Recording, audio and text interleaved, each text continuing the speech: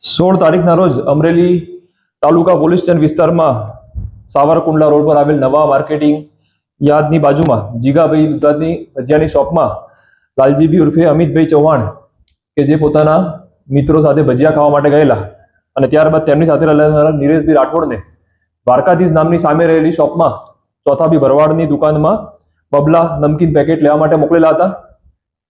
આ પેકેટ લેતી વખતે તેમના દુકાનદારના દીકરા નહીં ઉતારી શકતા નિલેશભાઈએ જાતે ઉતાર્યું અને કે બેટા તને નહીં ફાવે। આ બાબતે ચોથાભાઈ ભરવાડ સાથે નિલેશભાઈને બોલાચાલી રકઝક થઈ।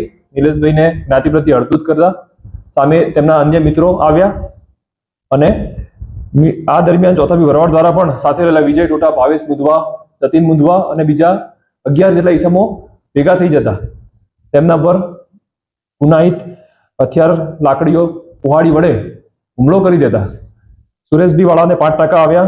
સાથે જ રહેલા નીરેશભાઈ રાઠોડને એક મણકો તૂટી જતા અને મૂઢ માર વાગતા તેમને ભાવનગર શિફ્ટ કરવામાં આવ્યા। અન્ય ઈજાગ્રસ્તોને અમરેલી દાખલ કરવામાં આવ્યા। આ બાબતે પોલીસ દ્વારા ગુનો દાખલ કર્યા બાદ સારવાર સર્ટી અને અન્ય પુરાવાના આધારે 107 એટલે કે ખૂનથી મારી નાખવાની કોશિશની કલમ 109 નો ઉમેરો કરવામાં આવ્યો અને તાત્કાલિક બીજા જ દિવસે મુખ્ય 4 આરોપીને અટક કરવામાં આવ્યા। તપાસ દરમિયાન અન્ય 5 આરોપી બીજા 21 તારીખના રોજ અટક કરવામાં આવ્યા છે। તમામ આરોપીના રિમાન્ડ લીધા છે। જરૂરી પૂરતા પુરાવા મેળવવામાં આવ્યા છે। 22 તારીખના રોજ નીરજભાઈ રાઠોડનું દુઃખદ અવસાન થતા 23 તારીખના રોજ ઇન્ક્વેસ્ટ પંચનામું ભરી ખૂન 103(2) કલમ મુજબ ઉમેરો કર્યો છે। હાલમાં ટોટલ 10 આરોપીની ધરપકડ કરવામાં આવી છે અને જે પણ મરણજન નિલેશભાઈ રાઠોડનું પેનલ પીએમ ભાવનગર ખાતે કરવામાં આવી છે અને ડેડ બોડીને હાલમાં કોર્ટ રૂમમાં મૂકવામાં આવી છે।